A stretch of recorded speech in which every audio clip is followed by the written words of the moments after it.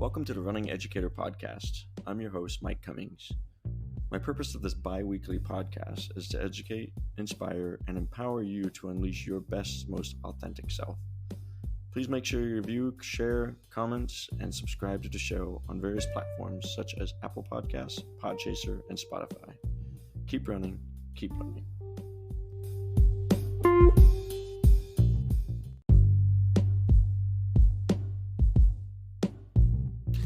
And good morning. Welcome to the episode 29, Learn to Learn with DC Glenn. I'm your host, Mike Cummings. Majority of you would know DC Glenn from the 90s song, Whoop, There It Is. And now, currently, the Geico commercial, Scoop, There It Is.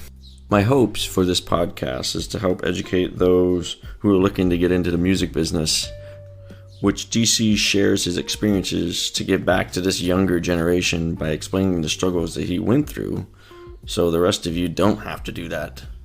But my biggest takeaway from Learn to Learn is to listen. Just listen. Listening will help you create opportunities, will give you ways of learning, and eventually ways to reinventing yourself. This is the Running Educator Podcast.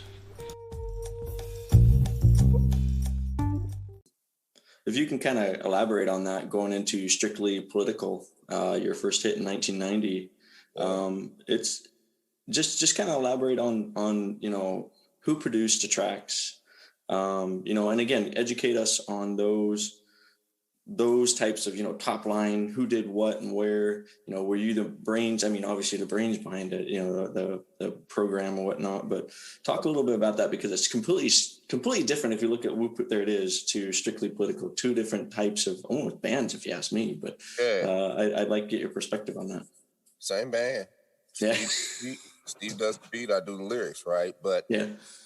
It's amazing because it's the first time anybody's ever asked about Strictly Political. I've done 200 of these. Really? Last year, 200 of these, interviews, podcasts. I mean, I do this every day. I just got 3 more today, right? Just because this is what I do. I love to do this. Strictly Political was made out of a necessity of me wanting everybody to vote, right? And even back then, I just wanted everybody to vote because I had voted for the first time at 18. So I think I was like 22 when I wrote that.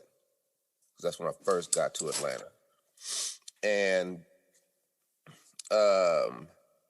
that record was just inspired by, I think, the 92 election of Bill Clinton. Because we went through Reagan and went through Bush. And then it was that was like coming up on the LA riots. Yeah. I think it might have been then. And I just felt political because Public Enemy had did all their stuff. And see, I knew all the record reps back in the day because I was a DJ. DJ at a club called Magic City, an adult entertainment club, and then a regular club called Club Michaels. And I knew all the record reps, and Alan Cole from Columbia Records, who actually sent Whoop, There It Is to Columbia Records, but he was like, "Hey man, I need some help. You want to help me, run around Public Enemy, right?" So I drove the van for Public Enemy. And one of my friends in New York knew Public Enemy, but I got to know all them cats, right? And I think this might have been, I don't know if it was the same time before or after. I just remember, it kind of was inspired by Public Enemy, but it wasn't like I was militant. I just wanted people to vote, right? Because my father, Dr. Cecil Glenn, he was an educator. And he was the first, he basically started the whole, African-American studies or Black studies curriculum in the state of Colorado, right? He was the dean of University of Colorado Ethnic Studies program. He was, he got his doctorate degree, and he helped thousands of kids and people and older people and anybody who wanted to get through school. He was able to get them financial aid so they can go to school. And he was very instrumental. So he had taught me about voting and what it meant from an early age, right? My mother as well, because they were from the South, Nashville, Tennessee, and Tuskegee, Alabama. So they had been through it. And I just knew how important it was to vote. And that's what inspired Strictly Political. And as far as the style of music, we were hip hop because we're from Denver, right? We're from Denver, and then I moved to California. And then, so I'm, as a DJ, I'm inspired by everything because I'm ordering my records from New York, Washington, D.C., 12-inch dance records, L.A., San Francisco, Bobby Jimmy. And I'm ordering all these records of different forms of hip hop back in the beginning of hip hop, in late 80s, early 90s, right? And it's just like, okay, I'm finding out all these different styles of music, hearing different forms of music, but they all culminate in hip hop. So Strictly Political was just a slower hip hop record that we did. And, the girls at the club loved it. Like, I was playing that record so much, and it basically was a hit. But at the same time, I was in the Southeast, right? And the Southeast was bass music. If you wasn't making bass music, there was no way you were coming out of the Southeast because you had to be in New York or LA to even have a chance to have a hit record out there. Or just somewhere on the coast, right? Because, Florida, you had Luke, they had blew up. You had, there were some, bands that had success, but they were on independent labels. Like on the West Side, you had Sir Mix-a-Lot, he blew up, right? And, he was up in Seattle, but at least he was on the coast. And, I just knew that we had to have an up-tempo record. So I went to Steve, was like, we got to have an up-tempo record, dude, if we have any chance of getting out of here. And he was like, I can't make the bass stuff, man. I was like, don't think bass. Think Planet Rock and Egyptian Lover, right? Yeah. And that's where it started. And he made the beat. We used the Kano sample because we had talked about using the Kano sample for a while. Just didn't have a reason to use it, right? Way back. And put the beat together. And I went through my rhyme books and tried to find a song to match it. And I was working on a song called Whoop, There It Is, which was basically a party saying, throw your hands in the air, waving like you just don't care. It was something like that. And, people think it's this big Manhattan project, right? And it was just nothing but a song, right? There were no, physics or theorems or whiteboards or any of that. It was just a song about kids partying on a Friday night in the 90s. And we recorded it. And that night I had to go to work. I had a cassette, dropped it in, played it, and the response was just overwhelming. And to this day, it's still the biggest record I've had any response on ever. Usually you play a record, a couple people come and say, hey, man, what's that record? And you tell them, right? But boom, there it is, like 15 people ran up on me like, what the hell is that? That thing is banging. And, me and my hubris, I'm like, every record I make is a hit because I'm playing in a club and everybody likes me, so everybody likes my records. And I played Boom There It Is for a while and I shelved it to get to the next record, right? Because it was kind of addicting. And I started playing it again in January of 93. And then that's when Alan Cole from Columbia Records was like, man, what is that? And I'm like, that's my new record. He was like, man, give me that, man. I got to send that to New York. He sent it to New York. He get a call from Columbia Records. I'm like, ooh, this works. Let me give it to everybody. All these labels are calling me, but they're not able to understand what to do with the record. So they're kind of dragging their feet on it, and it just frustrated me. And almost gave up. Then a lady named Lisa McCall from Mercury Records, it's like, you need to talk to Al Bell. Al Bell is he owned one of the original 3 black entertainment record companies back in the day. So Stax Records, Philly International, and Al Bell on Stax. Then you had Philly International, and you had Motown. And he had put out a record called Daisy Dukes the previous year, and it went gold. And I was like, whoa, he knows what to do with bass music. And I was like, gave him a call. Took about a week and a half to call me back. And he called me back and he was like, how you doing? I was like, Mr. Bell, let me tell you something. I got a hit record. I've tested it. I'm in all the clubs. I got a strip club. I got a regular club. I know this record is a hit record. You need to sign us. And he was like, okay. I was like, you haven't even heard the record. And to this day, these words mean so much to me because it's a part of who I am, is why he did this. He said, brother, I don't have to hear the record. I hear it in your spirit. Let's agree to agree. And I gave my 2 weeks in Magic City, club I was working at, signed a messed up record contract, and in a month and a half, we were platinum. Wow. That's amazing. Congrats. Just like that, right? Wow. But, you know, I went through a lot of turmoil. You know, it took us a long time. You know, it took us a lot of records, to get to that record. People think we got lucky or people think we knew what we were doing. And it was neither. Yeah. You know what I mean? It was nothing but just work. Yeah. And, that ethic has always been with me because of my parents. My mother had a prep cook when I was 5 years old because she was making me do everything. I had to cut up chickens and do just, snap peas and all kind of stuff, right? So, and my father made me shovel snow, lawn. You understand that. Mm-hmm. We had chores, you know what I mean? And those chores were non-negotiable. Mm-hmm. But at the same time, we got allowance. But then, it was like reward and consequences if you didn't do something. So, for instance, if I didn't go to church on Sunday, I couldn't play football that day because we like to play football on Sunday because we watch the Broncos and then go play football. Or if I didn't, cut the grass, let the grass grow, it's like, okay, you're still going to get your money, but I'm going to hurt you in other ways. I'm going to make it painful in other ways. And they might say, well, you can't watch TV today, right? And, back then, boy, that was a blow. And I tested it a couple times, but then that didn't, just instilled that work ethic in me because I knew that there's consequences, but there's reward. And then one year we had a blizzard, and we were the only family that had a snowblower. You can appreciate this. We had a snowblower, and we finished up our, sidewalks about 20 minutes, me and my brother.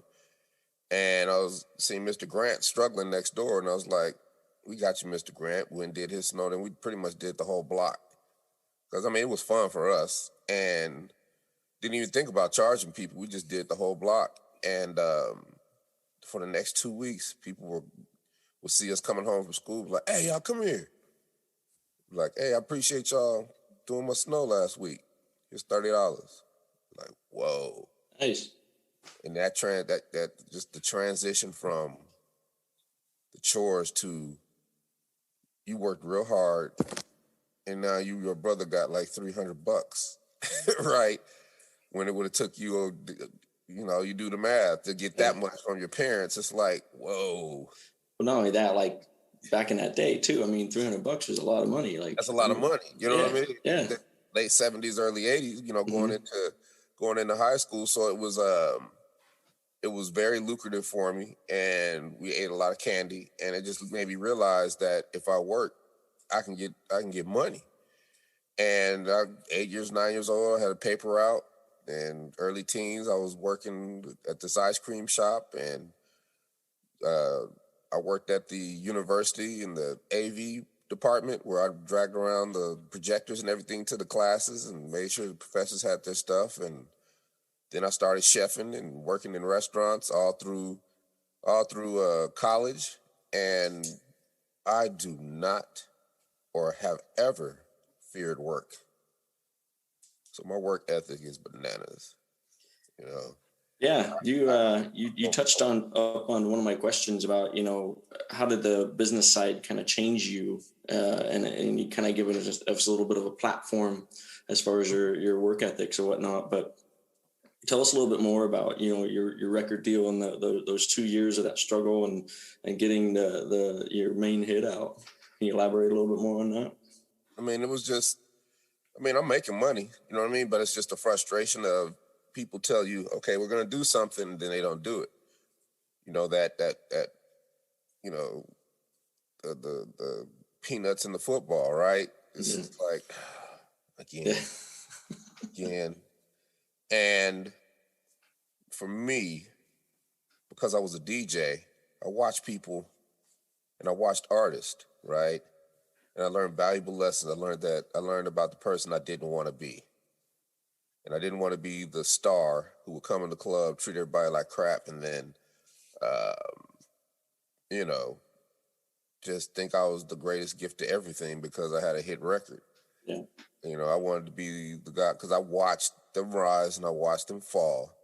And I watched everyone who they did wrong take glee in their demise. I said, I'll never be that dude because it's just not, first of all, it's not right. I wasn't raised that way. And then it's just stupid, you know? And the first, just that time, it wasn't a struggle because we were making records. And it's not like I was really trying to be a star. But when people start telling you that, it's like, okay, everybody's telling me this. I know I could do it, but it's just not happening. But I got patience and I'm DJing, right? So I'm already a star. You know what I mean? I know all the athletes. I know all the politicians. I knew everybody in Atlanta back then because they all came to me. So it was never about that. And then when Whoop There It Is first blew up, my father sat me down. He's like, I'm proud of you, but, he would tell me about when he was young and how he just stayed in school and grinded through school. But it was hard because he watched all his friends in the streets hustling, driving Cadillacs and having all the pretty girls and all that. And he's like, now I'm the one that got all the Cadillacs and they don't have nothing because I continued on. It says, it's the back end that counts. And, I remembered that. He said, this is going to end, right? Because I'm thinking I'm going to have hit records forever, but he's like, this is going to end. Don't chase it, right? Don't chase it because it'll destroy you. I was like, okay, I got you. And I listened to that. And when I got to that point, it was nothing because I knew that I was still the same person before and after. People still respected me and adored me, and I was so accessible. I never acted like a star. I was always, still don't act like a star. Like, I have one of probably the biggest records in the history of music and one of the biggest commercials in commercials, right? And nobody still knows who I am, right? Yeah. People wouldn't even be able to pick me out. They're looking at my commercial every day and still can't because of the way I carry myself, right? Now, if I'm walking around with, sunglasses, security, people just notice stuff like that. They're like, who's that? And then somebody's going to figure it out and it's going to spread through wherever you're at. Yeah. Sometimes that happens organically. Somebody like, I know him from somewhere. And by the thinking that, you do what you got to do and then you're gone. And then you might hit them later, right? But I don't carry myself like a star. I love the work part of all of this, right? And, when everything, we traveled the world for 4 or 5 years on Whoop There It Is alone. And we had our struggles with the record company, but we got money, but it was just record company went bankrupt. And another record company snatched it out of bankruptcy, right? So now we got 2 record companies trying to tell us what to do. And, then it became a battle. And instead of just being miserable about my situation and crying over spilt milk, I went back to what I knew, DJing. And it was very lucrative, but I was smarter. And I said, now it's time for my education. I do not want to go through what I went through again. And I know I'm not going to, my career is stalled. So what can I do? And I just basically became paralegal. I said, I know I'm going to have my day in court. So let me gather all the discovery, organize all the contracts, make sure everything. And I'd already been doing this because I took a crack at the record company for, in the beginning of all this, but I realized that, the money I think I have that is long money is nothing compared to the long money that a record company has, right? And I learned that the hard way. So I said, just gather evidence, know when things are happening, know when motions are being made, all these things. So I could have I became a paralegal. I could have became a lawyer if I just went to school for it, right? Because that's what the education was. So I understood what was going on.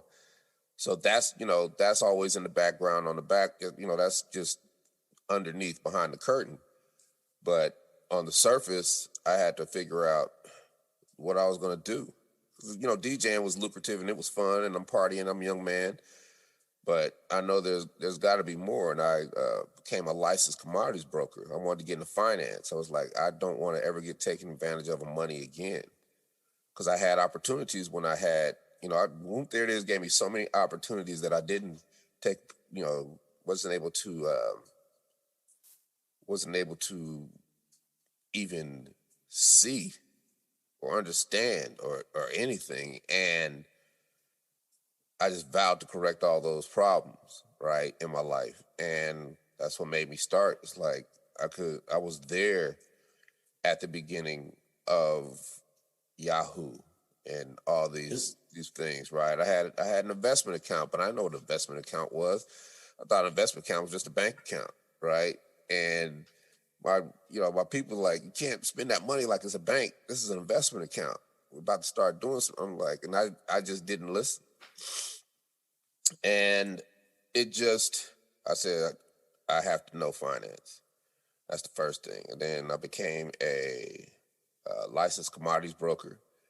And then I started developing tactics on how to learn how to do things. And this was even when I was younger. Like my first tactics, I'll never forget it. A lady friend of mine was like, I can't find no job. I can't find no job. I was like, I'll find you a job. You're just being lazy. I drive around all day. I was like, no, that ain't how you find a job. I said, well, give me your yellow pages. I said, what do you want to do? Where you want to work? What type of field you want to work in? And, she was like, well, dental assistant. All right. Open the book, find dentistry. Now, watch this. And I start calling. I said, hi, how you doing today? Just wanted to know if you're hiring. Oh, you are? Can I come fill out an application? Oh, you're not doing? Okay, cool. And, a lot of people are like, no. But there's going to be one person, yep, girl just quit. It's like, can I come now? Yep, you come now, you got a job. Wow. You spent all day driving around and maybe went to 4 places, and you could be in a phone book and get to 100 places. Yeah. The time you spent to doing that, probably shorter time. And I tell people that, and they still don't do it. And I'm like, I'm just giving you the easiest way to do it. It's just a different way of doing it. Yeah. But people are stuck in their own stuff, right? And, that was one of my tactics. I always had a job, right? And then, I wanted to have a hedge fund, coming back to the financial thing. And I was like, I don't know nothing about a hedge fund, though. So I'm trying to learn, but I'm like, okay, I know a hedge fund has a management system. So let me start calling around and find some, try to get some meetings with hedge fund managers. And because I'm DC the Brains Premium Tag Team, I can get into those rooms. So I think I had like 4 meetings. One was in New York, Vegas, LA, and San Francisco. And I'm flying all around the country to these meetings, and we get in the rooms, and they're like, hey, we're big fans, and boom, boom, boom. And I was like, yeah, I'm putting together an investment group, and I know all the athletes, and I get you Dominique Wilkins, Primetime, Deion Sanders, and a lot of the rappers and all that, and I can control a lot of money. But why should I let you manage my hedge fund, right? And they're like, okay, well, we do this, this, and this, this and that, and this and this and that. And we're the best at this and this, and then we pay great attention to this and that. And what they don't realize they're doing is that they're pitching me. But while they're pitching me, they're teaching me. Mm-hmm. And that is one of my just most famous tactics, is that whenever I want to try to find out something, I'll go to the horse's mouth and I'll find whoever manages it, or whoever. It could be doing the books, it could be doing the accounting, it could be anything. Anybody who has any control over it, and learn from them what it is I want to do. And when I finished with all those meetings, I knew exactly what a hedge fund was.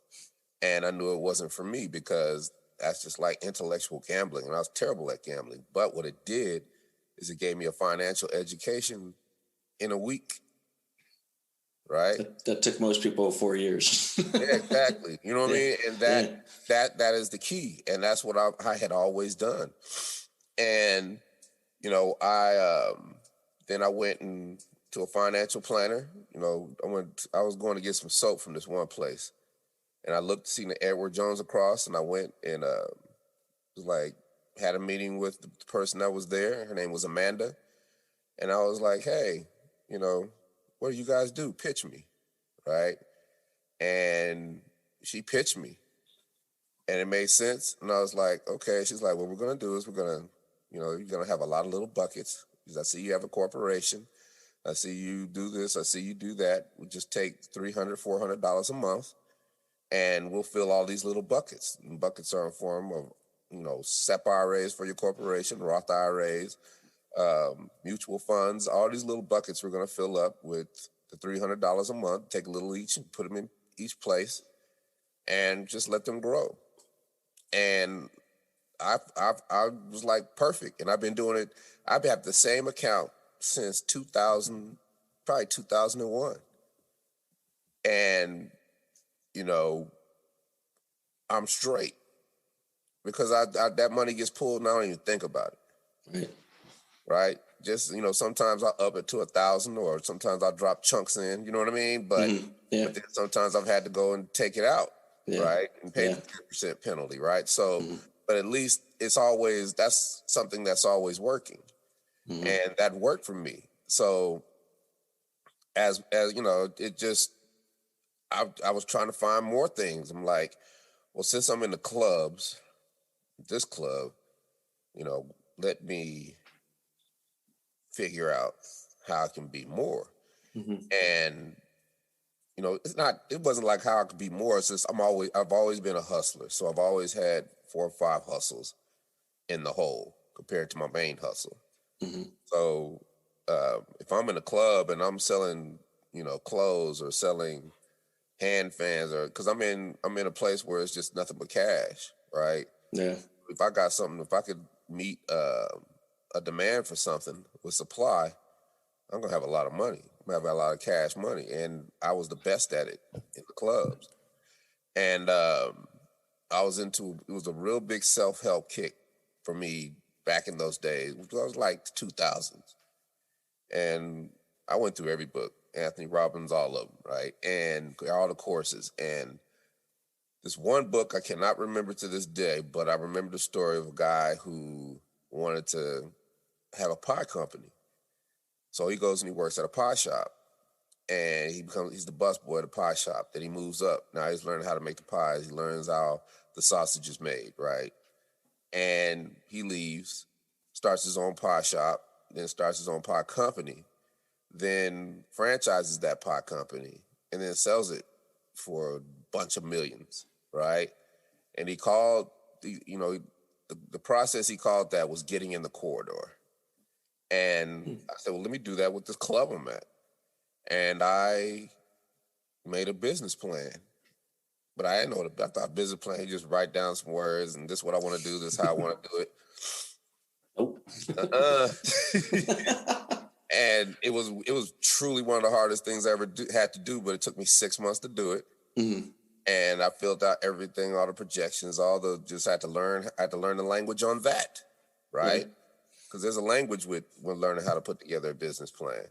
I don't know what this is. I mean, that's what business majors do, right? So I had a company called American Business Development. They helped me put it together, but they also helped me with my credit, and then became masterful at credit, right? So I always know how to manipulate and make sure my credit is on point.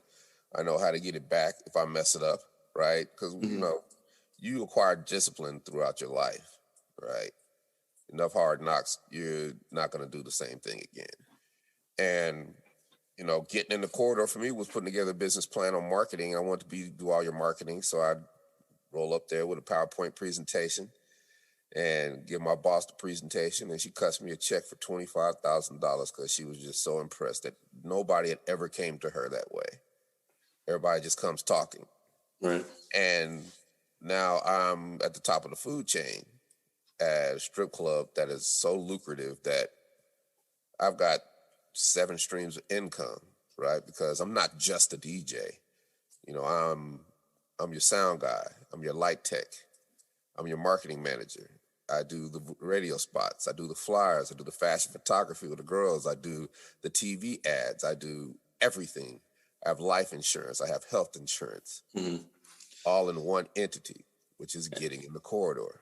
And so you never had any business background, any mass media background or anything. It was just basically learn as you go through your entire career. I call it correct? What I call it is learning how to learn. Yeah. It's not enough to learn. That's what you get in school. Right. In life, you better learn how to learn because there's so many more ways to learn something. And if you're just learning, you're lumped in with everybody else who's just trying to learn, and you're kind of stuck. And you're kind of in muddy waters because you got too many people trying to do the same thing. Yeah. But when you learn how to learn, you come up with a whole nother innovative way of learning that serves you and that's custom to only you. Yeah. And then that takes you in a lane and in a trajectory that people can't follow you because you're the one that put in the work, right? Yeah. Yeah. Yeah. And you're very specific. Yeah. Like perfect example, learn how to learn. If I get a long email, it's like, man, I don't feel like reading this email. You try to start, but then you start daydreaming. You start skipping over stuff. But I'm like, I'm not reading all that. Let me dump it into the AI. And I got software that reads to me and in a human voice. And now I'm checking the rest of my emails and that's reading to me. And then I catch some, wait a minute, really? Okay. And then I'm reading along with it while it's reading to me. I retain more, right? Yeah. That's learning how to learn. I could take this whole podcast, dump it into my AI. It gives me a transcript, about 90% effective. You go through it. Now I got it on paper. Now I could take this transcript, and if you put it on YouTube, you can put this transcript into your description. Now you have so many words in your description, and you have the right words in your description of what we're talking about. When Google spiders crawl through, they know where to put your video. That's really cool. That's what I do, and that had me complacent in the clubs. But then going back to Whoop, there it is. We're still doing shows every now and then. We're doing NBA halftimes. We're doing NFL halftimes. Any little, quick hitters, but those are lucrative. Those are from companies that got big money, so they're going to give us what we want and more. Right. And as time goes on, I'm still like, I have to figure something out other than DJing, even though this is real lucrative. So, I go back. I started taking voiceover lessons because I had been inspired by a record we did called Mickey Unwrap, a kids record. We did for the kids back in like 95, 96. And, I'm in the deep bowels of Disney, teaching the voices of Mickey Mouse and Minnie Mouse how to rap. Once again, another opportunity that I'm in that don't even know where I'm at. Right. I don't even understand what's going on to me, right? I don't even understand the opportunity that stands in front of me. And I'm teaching Mickey Mouse and Minnie Mouse how to rap. That's awesome. What got me, and we're talking about voiceover. Right. And that sparked my voiceover enthusiasm. But at the same time, it took 15 years for me to pull that trigger. So in 2009, I said, let me try voiceover. And I'm flying to New York to find the best coaches, going to LA, and I'm just round robin, Atlanta, New York, LA. And I'm training hard, training with the best. And I'm not getting it. And it's hard. And because I, make good money, because I've learned a lot, because I think I know what I'm doing, I think I could just whoop, there it is, my way through anything. Yeah. And this was one thing where I hit a brick wall and couldn't figure out, but I didn't give up. I just said, this is going to take a little longer, right? Yeah. And it took a while. And probably after a while, I stopped doing that and just found a coach in Atlanta and just kept training. And it was just about training and getting better at it. But meanwhile, 2011, I'm at work. I get a call. DC, you got to come to the front. You got a phone call. And I'm like, okay, I'm working. Why would you come? And she said she will not get off the phone. So I go to the phone. I said, please call me in the morning, this number. She was like, okay, I got to talk to you. I was like, okay. And the next morning, a reporter from the New York Times is calling me. And she's like, DC, you haven't seen it? I was like, what? She's like, the article by Gawker. Gawker is saying that that Barack Obama was in your Won't There It Is video. I was like, nah. It was like, yeah. And she sent me the article and I was like, whoa. And then boom, everybody started calling me because she gave everybody the number. And we did press for a whole week, right? Wow. And I was like, how did you find me? She was like, over the hill and through the woods. It was hard, but I found you. Mm-hmm. And we did CNN, we did everything in a week, but that was another opportunity lost because I couldn't take advantage of it because no one could find me. How am I going to do shows if they can't find me? How am I going to, make opportunities if they can't find me? I know, I know Whoop There It Is now. By now, it's going to be a nostalgic forever hit record because I'm sitting in the movie theater and I'm looking at Will Ferrell dance on a table in the mailroom and Elf. Now I know my song is evergreen, so now I know it's my responsibility to make my own money because I will always have a hit record. Right. Because they play it every year at Christmas. Plus commercials, all kind of stuff. And I was like, I got to correct that. And that's what started my SEO career, right? And I built the club's website and then started learning SEO. And it was brutal, right? I'm learning some of the hardest things that you can learn. I'm going through some of the hardest stuff that you can train for, right? Because voiceover, everybody's got 30 years on me. You know what I mean? SEOs are because you're learning about algorithms and things that are innovating as we speak to this day. So it's a moving target. And it was just, all of it was so hard and so brutal. And it took a long time. And back then, if you typed in tag team, it was all wrestling. You type in tag team today, it's all tag team, right? Nice, yeah. 10 years, man. But that,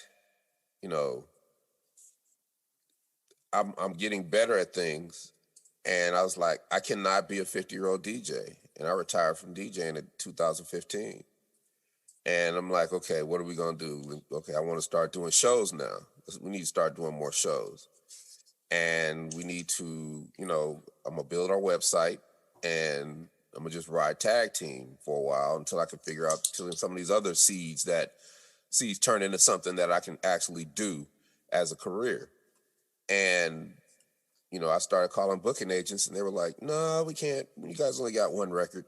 I'm like, one record? We only got one record. So I don't know if we, can put you on the roster. They gave me every excuse why they couldn't do something instead of one, reason why they should. Yeah. And I said, okay, thank you. I didn't burn no bridge. I didn't get mad. I said, okay, cool. And I went, this is another learn how to learn moment. I said, you know what? I'm about to join the organization. And what's relevant about that is that organizations are filled with professionals that have been doing this for 10, 20, 30 years, that love their craft, that love their profession, and want to teach everybody else. So they create an organization so they can be, so they can help people who want to become a part of that organization or do what they're doing grow. And so they have the resources, they have all the things you need to learn how to do it, right? And I joined the International Entertainment Buyers Association. And when it comes to concerts and entertainment in the music industry, you have a hierarchy. You have your buyers on top, then you have your venues, which could be anything. It could be stadiums, it could be arenas, amphitheaters. Then you have your big boy promoters, which is Live Nation, Ticketmaster, iHeartRadio. Then you have your mom and pop booking agents, and those are the people who I was trying to get on their roster, because I just wanted to get on their roster so I could get a link back to the tag team site I dropped. And then you have your managers, and then you have your artists. And me going into this organization, I went to their convention, 5,000 strong, me and Chubby Checker, the only black dudes there. I got a big giant Whoop There It Is t-shirt on, billboarding. And I effectively cut out the middle. And I'm talking now directly to the buyers. And I got my pitch down. I'm DC Glenn. You might have heard the song Whoop There It Is. I'm a member of Tag Team. I remember that song. Yeah. Well, we got a clean 90s nostalgia rap show. And I'm just trying to meet people, and maybe it might be a good diverse add to your roster. Because all I'm trying to do is get on people's roster to get a link back to the site. Because I'll type in certain artists, and I just see all down the page that they got links for all these booking agents. So I said, I want to do that because that's how you get found. Mm-hmm. And I start meeting people. Next thing you know, we're doing a state fair. We do a casino. We're doing a charity event. We're doing a fundraiser. We're doing a corporate event. Now we're doing all these different types of events in nickel and diamond because of my hustle. Mm-hmm. Because I thought differently, because I learned how to learn, right? And now the thing that all these booking agents thought was a weakness is now a strength, because all they want us to do is Whoop There It Is. So I found the demand, mm-hmm. and responded with the supply.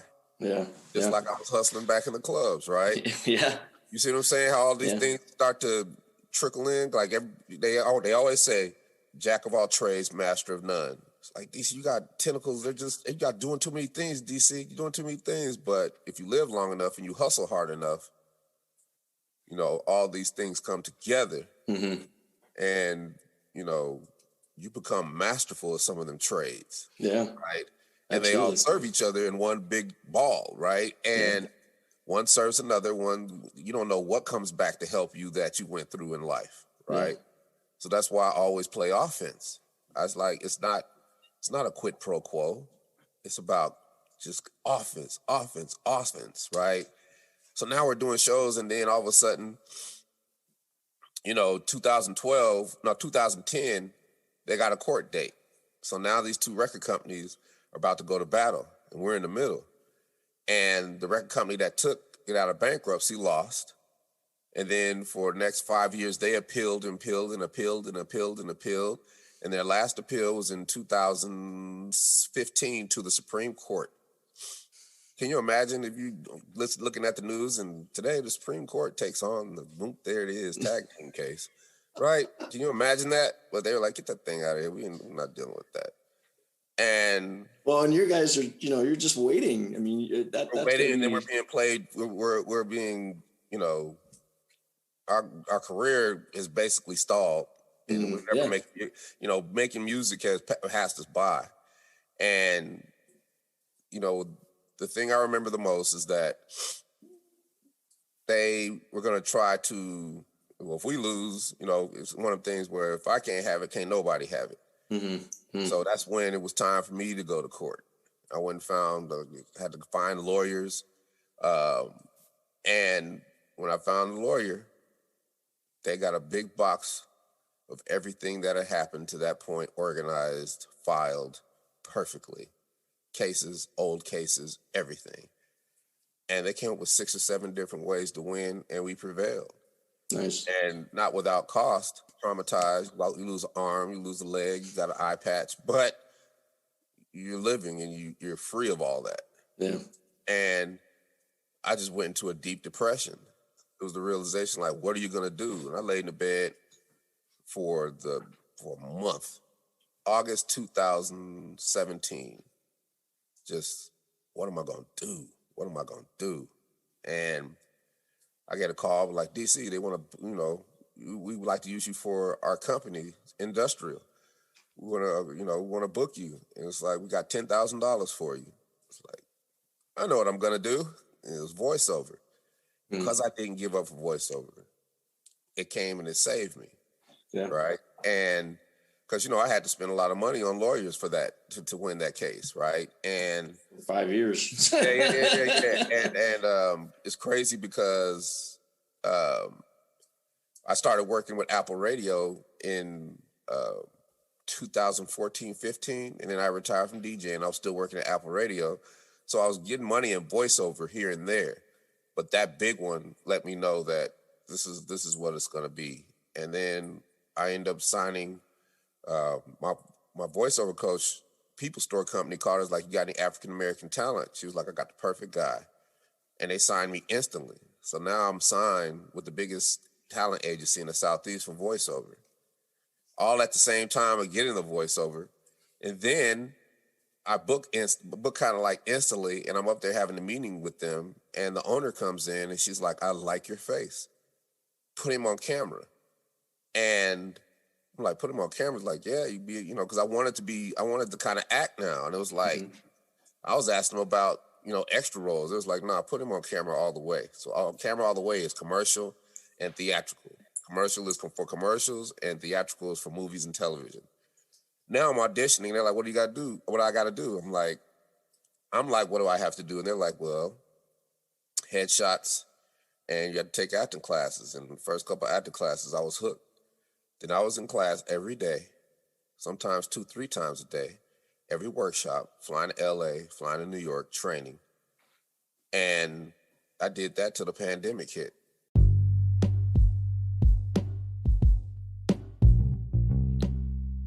And now a word from our sponsor. If you haven't heard about Anchor, it's the easiest way to make a podcast. Let me explain. It's free. There's creation tools that allow you to record and edit your podcast right from your phone or your computer. Anchor will distribute your podcast for you, so you can be heard on Spotify, Apple Podcasts, and many more. You can make money from your podcast with no minimum listenership. It's the easiest way to make a podcast, all in one place. Download for free the Anchor app or go to anchor.fm to get started. That is ANCHOR.FM. Enjoy.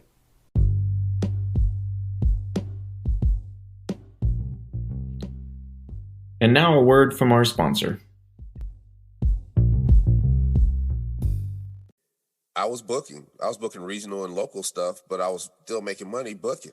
But I hadn't got that national yet. I wanted that national, but acting was way more brutal than voiceover. But I stayed in class. I trained.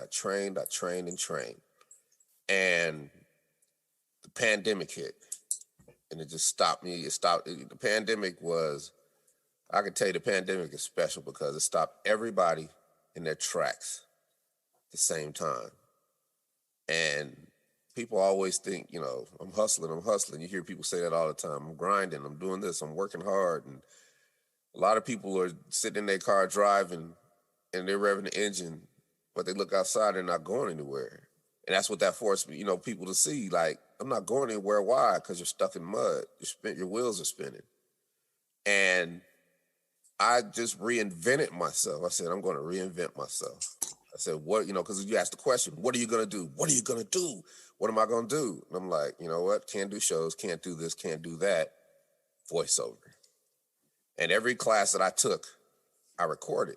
There are drives and everything all over the place. And I found everything, organized it, and then listened to my first lesson back in 2009. I had to listen to my 10-year-ago self. And it was heartbreaking because I was a different person and just listened to my conversations and how I was very, very hard to hear. I realized I was the one getting in my own way. I thought it was the coaches that weren't training me right because I couldn't get voiceover. And then I heard my first voiceover off a script, and it was just horrific. It was so cringeworthy. But at the same time, it was inspiring because I understood what they were saying to me because not only as I stuck with it, But now I'm an actor. Now I'm in acting class for 2.5 years. Now I understand the language. And it goes back to the financial thing, watching CNBC, not knowing what I'm looking at, to watching CNBC knowing exactly what they're talking about, right? In every aspect of everything I do. So now I'm like, I could do this over. Let me do this over and take their notes. And I do it over, and it's angelic, because for the first time I have mastery over my voice in a way that I've never had it. And I did this for the month of, March 2020, when we all thought that we were all going to turn into zombies and people were going to start eating us. Right? Yeah. Isn't that how every movie starts? with what we went through last year, the first couple months? It was like, oh my God, everybody was so scared, right? And it just funny. I just put my head down and I went through 42-hour sessions of voiceover classes. Wow. And I came out the other end. Then the month of April comes and my LA acting coach calls me. He's like, I'm casting this movie. Nebraska's open. They say, you come up here and shoot. And can you get to Nebraska? I was like, yep. And I shot my first movie in Nebraska in a pandemic. Nice. Right. And then, I shot my second movie in the summer in the middle of Georgia in a pandemic. Before the pandemic, I booked a National Pizza Hut commercial. First big time commercial I ever booked. I booked this commercial after 2.5 years of training, because I switched my game up, right? How I auditioned. And it worked. Well, the first time it worked. And now I'm about to be in a National Pizza Hut commercial, but, everybody started turning into zombies and there was no March Madness, right? So that was over. But I was happy. I wasn't mad that I lost almost $100,000. I was happy that they booked me. Out of 3,000 people, right? Wow. National commercial is going to be 3,000 people that go out for that. Then they got to whittle it down. I learned the whole hierarchy of how that whole situation works. That's when I was like, I'm trying to get as many auditions as I can, because I know that it's a numbers game. The more auditions, the more chances you have to book something. So I can't wait to get an audition. And I auditioned, did it, and then I did the second movie. And then I booked the Publix ice cream commercial for a voiceover. Then I booked the Tyler Perry House of Pain episode. This all in 2020. And then here comes Geico, right? And the Geico story is interesting because Geico calls me on a tag team phone, because we got a number on the website, dedicated phone line. And I don't answer the phone. I don't answer the tag team phone. Stay in the corner gathering dust. We charge half the time. And it's a rotary phone. Yeah, it's a rotary phone. It's funny because so then I get a call from my agent. Geico wants to book you, right? You booked the Geico commercial. And I'm like, why are you playing with me? I haven't even auditioned for a Geico commercial. She's like, you booked for a Geico commercial. And what happened is Geico called, left a message, and then they went online and found my IMDb profile, which is for acting. So these are all the breadcrumbs I've laid. And then they found me. They found my agent. And my agent calls me, and then that's how it happened. And I was like, okay, I'm going to let my agent make the deal, because this is what they do. And I'm not going to have to get lawyers. I'm not going to do it. All I got to do is say, I'll let them do it. So, because let them make their commission. And now you got people who you trust in your corner that care about you. They're working the deal. And we bought in everybody, had a big meeting. I had to tell them the whole saga, like I'm telling you. And they were like, okay, the owner was like, okay, we got it. Tell them this is what we want. And that's it. And they dealt with all that. And it is the most lucrative deal that I've ever made in my life. This Geico commercial. You happy you had a Geico commercial? And I was happy for 2 days, right? And then I knew I had to work, because usually you get a Geico commercial. Salt and Pepper did theirs in 2014. They started touring and didn't stop till the pandemic. But I know we're not going to tour. So I just dove into the actor part of it. And I said, I'm going to prepare like this is the biggest movie role of my life. And I used the same tactics I did with the Pizza Hut commercial. I said, I'm gonna come up with 6 or 7 things that I hash out that I want in this commercial to make it great, right? What my coach would give me, she gave us this analogy. She's like, if you get invited to a party, what are you gonna bring? Some people are gonna bring cheese and crackers. Some people are gonna bring a bottle of wine. Some people are gonna bring a casserole.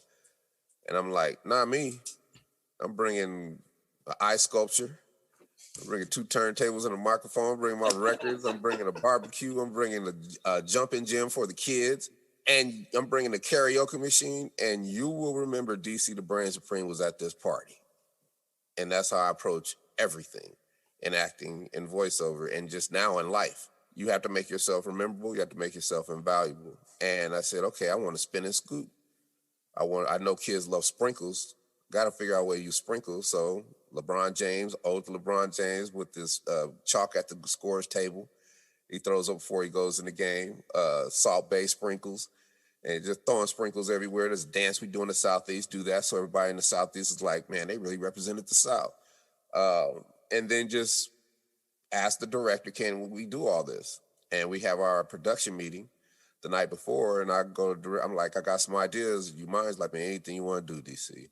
I was like, cool. And he's like, I wanted to do a spin and scoop. I tried to find somebody that fabricated. I couldn't. So we're not going to be able to do that, but I got other ideas. And he's like, no, it'll be done tomorrow. I was like, word.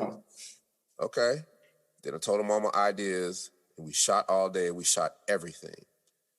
And because I prepared the spinning scoop, everybody loves that. The little dance, everybody loves that because we're having fun. Everybody loves, the chocolata, which was kind of a accident on the fly, the director and us. And everybody loves sprinkle. And if I hadn't prepared, those wouldn't have been in the commercial. Yeah. It might have been a good commercial, but sprinkles is what does it.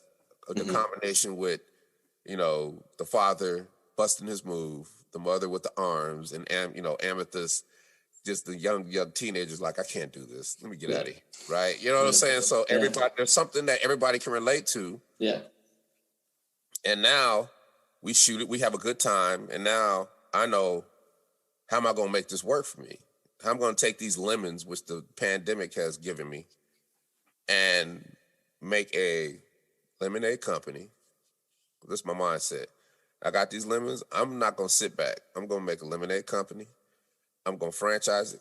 I'm going to sell it for $1 billion. That's my mindset. And I was like, let me blow up acting and voiceover because that's what I do now. So that's what I've been successful for this year, blow that up. And I went and tried to find a publicist.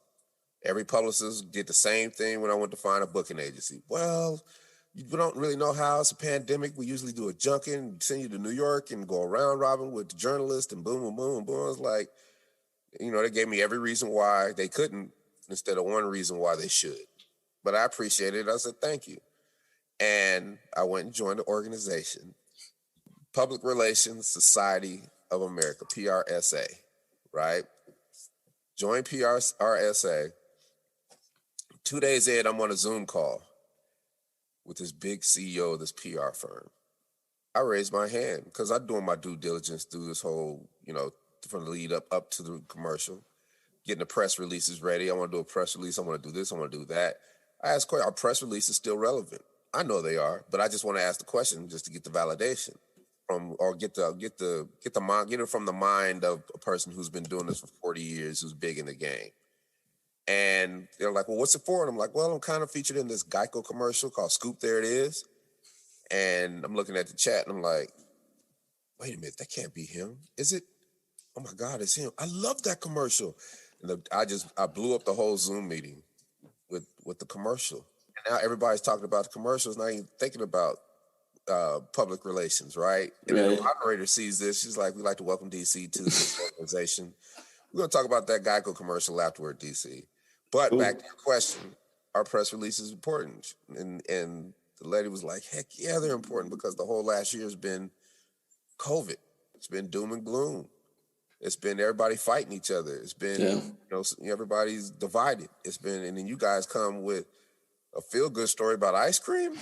Everybody's used you can only watch so much Netflix. Everybody's used up all their content because they can't shoot again. Like, these are all the things that are going in my head now. Why? Right.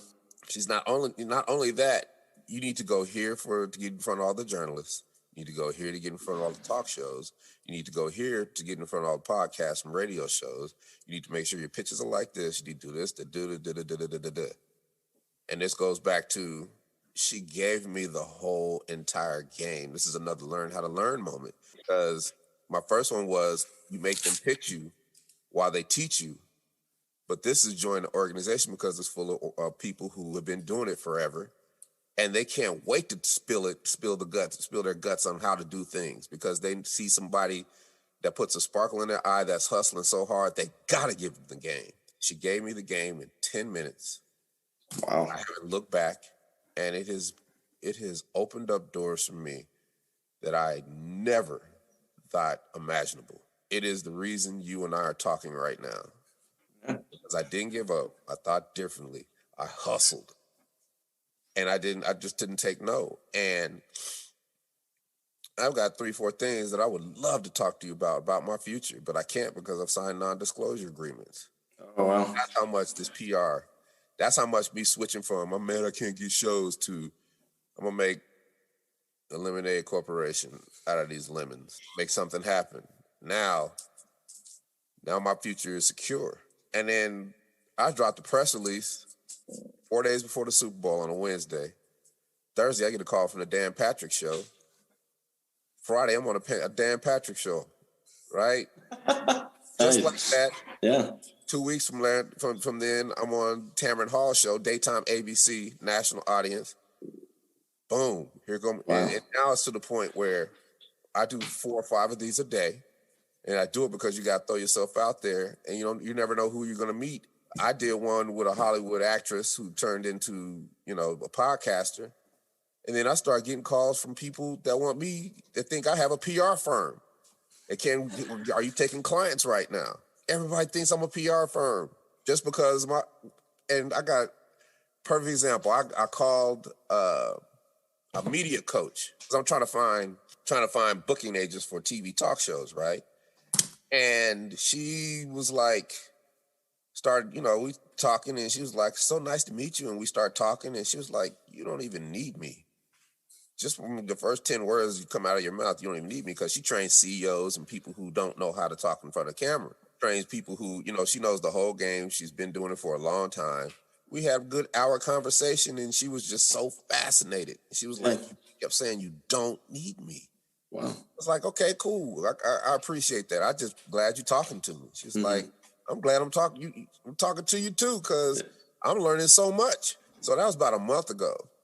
This week she sends me an email. She was like, you inspired me so much. Some of the things you told me were so innovative, I had to use them with my clients.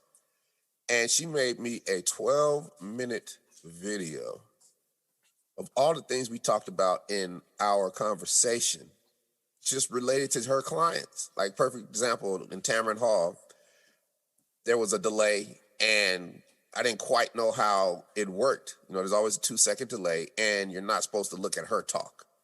And I was looking at her talk, but I'm all confused. But so then I had everything prepared. I had all my pitches. I had how I wanted to impose my will. I had all these things ready, but I got thrown off. But because the backside and the foundation was laid of me, with SEO and changing all the Wikipedia pages and making sure all our information was accurate and making sure they had everything they needed. Because she's the professional she is, she created such beautiful narratives for me, I didn't have to do anything. Wow. She said that was pivotal. She said that was brilliant, because he prepared on before and on the back end and gave them the narrative, and she took it, and she was so professional. It was the Phoenix rising from the ashes, the story of redemption of tag team. Tag team gets emotional of their success, right? All these beautiful narratives, I took them and ran with it. But she recognized it, and just blow after blow after blow. She had been watching me and was so inspired that she made me a video, and it just blew me away, man. And those are the things that validate your hustle. Now I'm in a good place. You know what I'm saying? The SEO, The SEO has just been incredible for me because it has allowed me to be in front of everybody, the world, right? And the press release not only got me press, but the press release really was for SEO, because I dropped that press release and got 300 entities to pull that and put it on wherever that your newscast, wherever, 300 in 6 hours. Wow. So that's 300 do follow links back to the tag team site. Now the tag team site's a nuclear powered engine that can fuel anything I want to do for the rest of my life. That's a great way of generating your traffic, and just like you said, Yeah. Right? Yeah. It all came together. Yep. Through the press release. That press release came back, it gave me 100-fold of what I paid for it. And now I'm working harder now than I've ever worked, but I have to, because everything is preparation. I can't control what's going to happen to me, but I can control what I do. Right. And I choose to prepare for all the things that come my way. Not necessarily to do everything, because, my voiceover coach, he's like, man, you can't do everything. You just want to I was like, yeah, I can't do everything, but I can be prepared for every opportunity that comes my way. Yeah.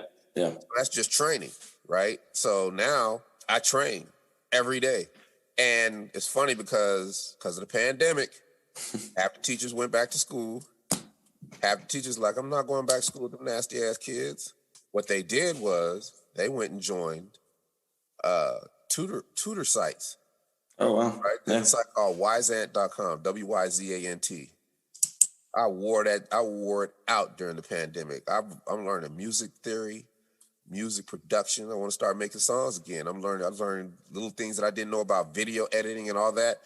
You've got commercials. You might have somebody at Harvard Music School or Harvard or Juilliard teaching you, and they're doing it in a custom. And not only the reason it works so well is because this excites me, so I'm all over the place, but I'm learning a new DAW called Studio One. For those who know what a DAW is, it's basically the 4-track of, it's a computer program that you play your music in or that you make music in. And like Pro Tools, so it's equivalent of Pro Tools. I have the engineer who built this software training me every Tuesday now. You see what I'm saying? Yeah. And he's such a great tutor because everything is custom to me working. So we just started, I just want to know the DAW. Start with workover. I do auditions every day. How can I make my auditions sound better? And everything is custom to me. So now I'm going at my own pace and I'm learning and preparing. And now I'm making beats again. Touched a drum machine in 20 years. And now I'm making beats again because that part doesn't leave you. DJ part doesn't leave you. The making song part doesn't leave you. I'm more creative now than I've ever been. Wyzant.com. Anytime I get stuck, I go get a tutor. I learn it 2 sessions. Now I'm done. That's amazing. How to learn. That's right? Amazing. No, that is. I mean, your story of perseverance and taking the indirect way of connecting with people is pretty amazing. And how you and you said you haven't you worked the hardest you're working right now. I mean, I look at you're working smarter, not harder. I mean, the way you have things so branched out, but like you said, like zipped together like a zipper. It's just so amazing of your story. I play offense. Yeah. It's just nothing but offense. I keep pressing, right? Because you don't plant a seed, sit down, cross your legs, and look at the seed and say, come on, seed, grow. Yeah. Grow, seed, grow. Come on, man, this seed ain't growing, man. Why don't this seed grow? Man, this seed don't grow. I quit. That's not how it works. I'm sure you know a lot of people that's their approach to everything. It's a quid pro quo. If I do this, this has to happen. If it don't happen, it wasn't worth doing. That has never been my approach. My approach is you plant the seed and you keep going. You know what I'm saying? That seed will take care of itself. Yeah. It's in dirt. It's organic. It's going to get watered. It's going to be a part of nature, right? You don't have to worry about it. And I've planted so many seeds in my life, directly or indirectly. You don't know when that seed's going to come back and hit you in the face, right? Right. And I planted so many seeds that I stand before you today in a forest of opportunity.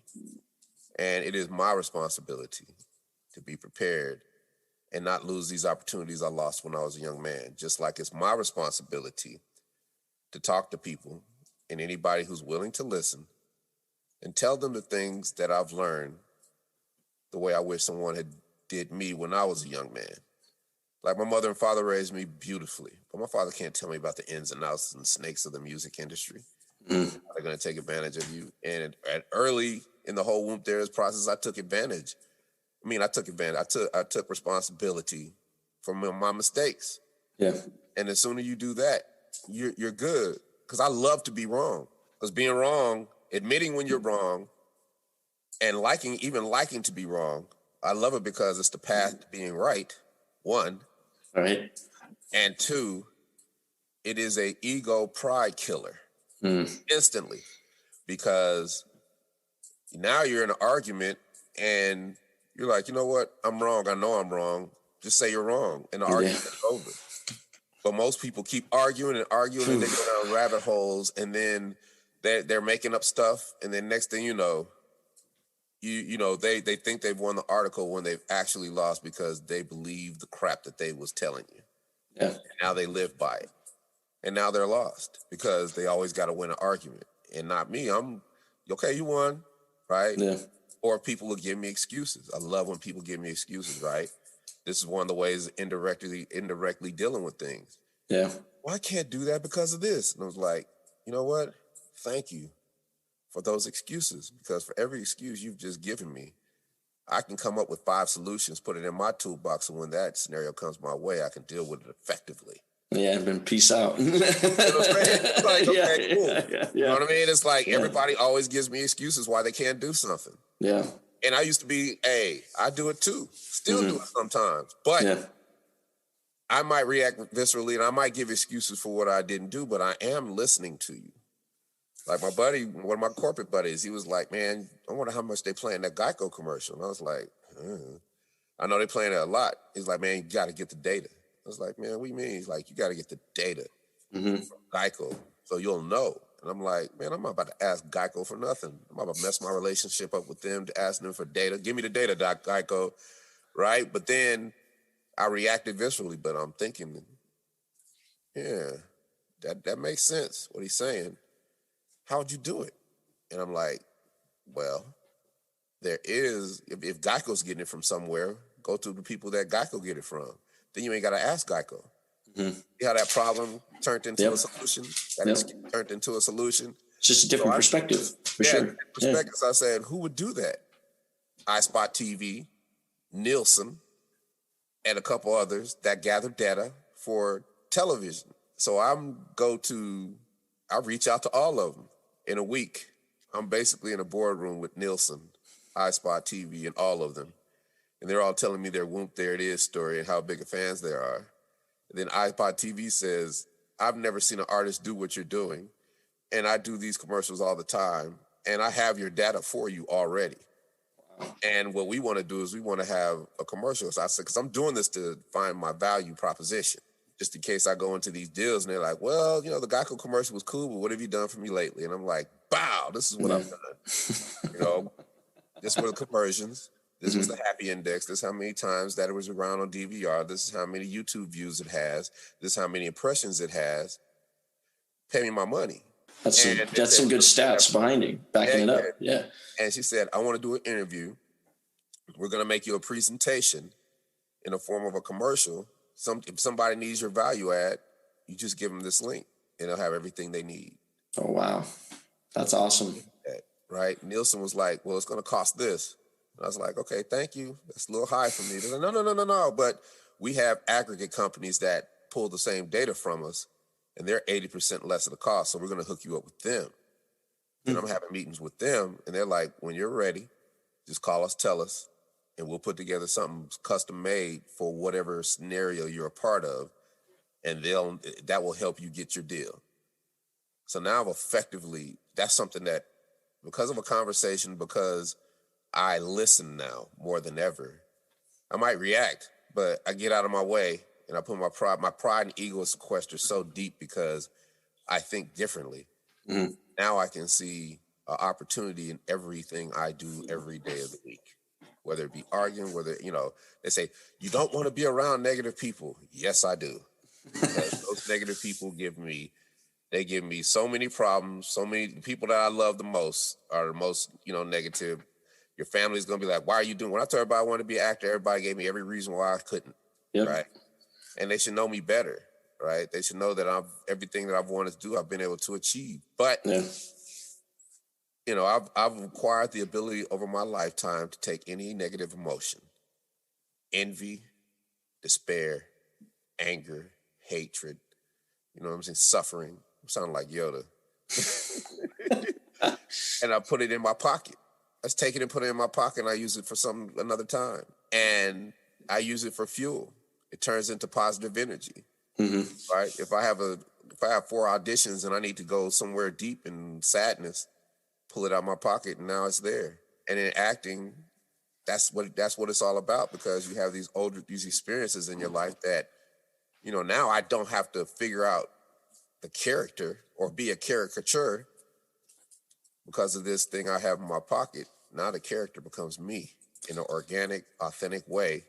And that's what makes great actors, right? Learn how to use things in different scenarios and combinations to serve me, to accomplish certain things. And it just gets better and better. But that's why I do all these podcasts, man, because you've given me a gift of just running my mouth and coming up with ideas and saying things in different ways that spawn ideas, right? And, you know, the pandemic, we're all in the Serengeti. We are all in the Serengeti together. What are you going to be? Predator, or are you going to be prey, right? And I choose to just eat healthy like a lion. I'm going to hunt. I'm going to track things down. I'm going to be stealth. I'm going to do all these things to get what I need to nourish myself. And everybody that's sitting around waiting for it to come back the way it used to be is going to be sitting around waiting for it to come back the way it used to be. And it's not coming back because we're standing in a new frontier. Everything is brand new. How many paradigms have shifted because of the pandemic that aren't going to go back to the way they were? From us being on Zoom to just everything. Well, yeah, you mentioned like education, how that's revamped already. And I mean, the way that, I mean, when you're talking, sorry to interrupt, but like the reinventions that you've created for yourself and the opportunities that you have laid out, it's just so impressive. And that's the thing I definitely would take away from this podcast, is what you could teach these kids or anybody listening to this podcast to look at things in different perspective. Do take those negative people, because I agree with you. I was like, I didn't want to be around negative people, but those are some of the times and so some of the things you need to hear. They offer so many nuggets because it's an opportunity to take that negativity and turn it into positivity. Yep. Think of how many times you do. I mean, people do stuff to you for spite. Just to get a reaction out of you. Just to get a reaction out of you. Flip that, and you're doing it out of spite to them. Yeah. By taking their negativity, placing it away, don't let them see you react. Right. And then using it to fuel your desires and your dreams. So when your desire and they're not going anywhere, they're still going to be there. But when your desires and dreams come to fruition, and you're talking to them and they're sitting there proud of you, they have to look you in your eye and know they did you wrong and know they were negative to you. And that's enough, right? That they have to look you in the eye. And it's not about revenge or, you know, it's not about any of that. It's just about you could not. It's more for me, it's about thank you. Thank you for being you. Yeah. Because if you weren't you, I probably wouldn't be where I am today. Yeah. And that's how you have to flip things and switch things and hash out different scenarios and come up with formulas, but not expect anything of it. Yeah. Right? If I do the big, I'll throw stuff out there. Like I want to be in the Mandalorian. I want to be in the Star Wars universe. So Dave Leone or Jon Favreau, if you're listening, you need to come get me. Yeah. Because I can do this. I do that with national commercials because, you know, I'm not expecting anything, but I know things happen. I know that one of his assistants might go to him, but like I heard Tag Team on a podcast, DC, he was like, he can do this. He was like, he's the guy that did the Scoop There It Is commercial. He's like, really? My kids love that commercial. Go to my kids like, hey, would you guys like to see the guy from Scoop There It Is Sprinkles being the Mandalorian? Work with him? And then they were like, yeah, we love that dude. And I set up a meeting with his agent. And now I'm talking to Jon Favreau and Dave Leone discussing how I can be in the Mandalorian or any Star Wars event. Now, is that going to happen? Is that far-fetched? Of course. But I'm not doing it to get something back. I'm just throwing it out in the universe and I'm moving to the next thing. Right. It's a seed that's been planted. If it grows, it grows. If it doesn't, it doesn't. But some of those seeds are going to grow. Yeah. And you just have to be prepared for them when they come back and hit you in the head. Yep. And that's the one thing I can say from what I've also learned from this podcast is just, your humbleness is so inspiring. For how many times you've been turned down, how many times people have said no, and you didn't take it personal. I feel like we're reading, the 4 agreements where you just didn't take anything personal. You were impeccable with your word, and you kept going forward with what you're doing. And then not only that, like I said, going back to reinventing yourself, and then taking everything as service to others, to helping others, and every opportunity. Is so humility of everything of what we need in this world. Like you said, going back to the pandemic, that's what I'm just hoping people can take away, just that in itself. It's funny because your whole premise from the beginning was, what can you teach young cats, right? And a lot of young cats come to me and say, man, DC, put me in the game, man. I want to be a star. I want to be in the music industry. I'm like, man, first of all, I don't rap no more. I don't know what you've been thinking. You think I don't do that no more. But if you're serious, I'm gonna give me your email and I'll send you a file. And then that file is a book and I want you to read. And if you read that book, or if you can't read, don't want to read, I got a video in there for you. Call me back when you're done with that, right? And I can tell you 98% of people don't call me back, right? And missed opportunity. And for the 2% that do, I have a Army veteran from Afghanistan. He called me and he's like, man, I just love to rap. I don't know anything I'm doing. I just want to get in the game. It helps me with my post-traumatic stress disorder. I just need some advice. I was like, all right, give me an email. I'm going to send you a book, read that book, then get back with me. Because my time is valuable. I'm not about to waste my time trying to tell you everything you need to do because you won't do it. I know you won't do it. And he reads the book, calls me a month later. It's like, okay, I read the book, but there's some things I don't understand, man. It's like, cool, that's fine. At least I know you tried. And then I tell him what the book is about. And he was like, man, okay, I get it. So the part when you were talking about, and then we're talking about what he didn't understand, but he read it. Mm-hmm. So I know he read it because now we're talking about it, now he understands it. And he's like, okay, but how does this fit in the scheme of things? And I was like, I just made it possible for you not to ever be taken advantage of in the music industry. There you go. That's what this is. Lesson That's learned. my gift, right? Yeah. And now you know what to do. You know what to look for. I said, what I've done is I've given you the back end first, right? I've given you, after you've had all the cars, women, the cars, and the money, and now your record is fading and you're trying to figure out what the heck are you going to do. I've given you the back end first, which is music publishing. If you're on your own music publishing, you could have a mediocre record and make money off of it forever, right? So because I taught you taught you music publishing, you will never be taken advantage of, right? You'll know what lawyers are talking to you about. You'll know what music industry cats are talking to you about because they know what they're doing. They know you don't know about. They know these young kids don't know about music publishing. Everybody goes through what I went through. Right? It's just who can withstand it and get to the next and keep making good music till they get their good contract, right? Right. And that's my responsibility. Most cats be like, man, the young cats done messed up hip hop. They owe us, they need to pay homage to us and blah, blah, blah. And blah. I was like, man, first of all, I can't hate on young people for being young. Second of all, you sound old and bitter. And third, they don't even know how to get in contact with us. They wouldn't even know how to because they weren't even born back then. Right? Like, you're looking at it the wrong way. It's like, we should be helping them, right? What I do is I learn what they know and put it in my pocket. So if I have to be able to adapt to them, I can. But that comes from DJing. I have this argument all the time. It's like, okay, so when you were coming up and you were a young man and you were making your music or DJing or what have you, were you going back in time and trying to find Chubby Checker and Isaac Hayes and, Marvin Gaye and making music like them? No. We're making hip hop. It was different. It was a different time. It was a different age. Yeah. So why do they got to do that to us? You're being hypocritical. Yeah. Like, yeah, you're right. You're right. And I've changed the mind, right? Mm-hmm. I've changed a whole bunch of minds because he has a podcast just railing on young people. I'm like, it destroyed your whole podcast, the whole premise of it, because that's not how you do it, right? Mm-hmm. So that's my contribution to young cats.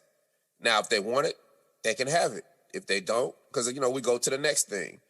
And as you know, as you recognize in this podcast, I have 1,000,001 ways to skin a cat. And there are all kind of ways that I can help people. It's just about thinking different. A friend of mine, she's like, I want to do a laundromat. Just want to do a laundromat. I was like, do you know anything how to do a laundromat? And she's like, no. I was like, all right, that's what I'm going to do for you. And I went to Laundromat Association of America, called them. I said, well, I got a friend. She want to do the laundry. She's like, we'll take care of her. She'll know everything she needs to know after she goes through this, just goes through all the resources. Got every resource, got people who can tell her from point A to point B how to start a laundromat and be successful at it. And then or might even be able to buy into a laundromat franchise, right? So I said, I'm going to do this for you, and I'm going to see what you're made of. Because you say you want to do something, but do you really want to do it, right? And do it day in and day out. Do it day in and day out, right? Yeah. People talk a lot, and I always call their bluff, right? I'm like, join this organization. So, like, I got to go, man. But if I can leave everybody with one thing, especially like, I got to tell this story. Old high school people, mates, when I was a senior, they were freshmen. They called me. They're like, DC, we want you to give some wise words to the graduating class this year. Just, what you would tell your young self. And it turned into a dang podcast. I was supposed to give a couple lines. It turned into an hour worth of just a masterclass of some, it just turned into that. And because they were so just amazed at what I was saying. And I was like, if I were to tell my young self, I would say, join an organization on anything, your goals and your dreams, right? And back then, I would have joined a real estate organization because I knew real estate was big. And it's always been big. Real estate is always big, but, as you get older, just it's something that you think is insurmountable. Yeah. But when you're young, you join an organization, you can learn in 2 weeks, where it will take you a long time to learn. You can go join an organization and learn in 2 weeks what it would take you a college education to learn. Mm-hmm. And you're going to be learning from people who went to college and learned it.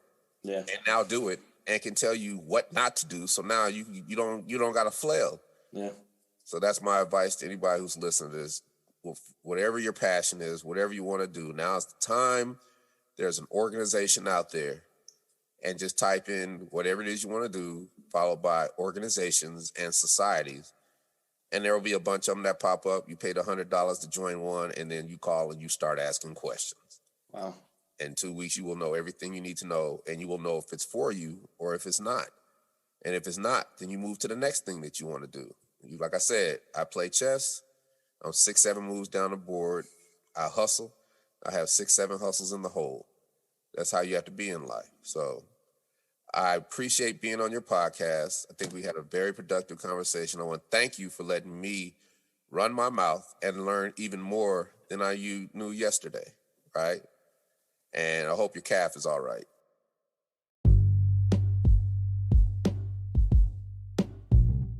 Now that everybody has their masters in hustle, here are the 3 takeaways that I took from this podcast.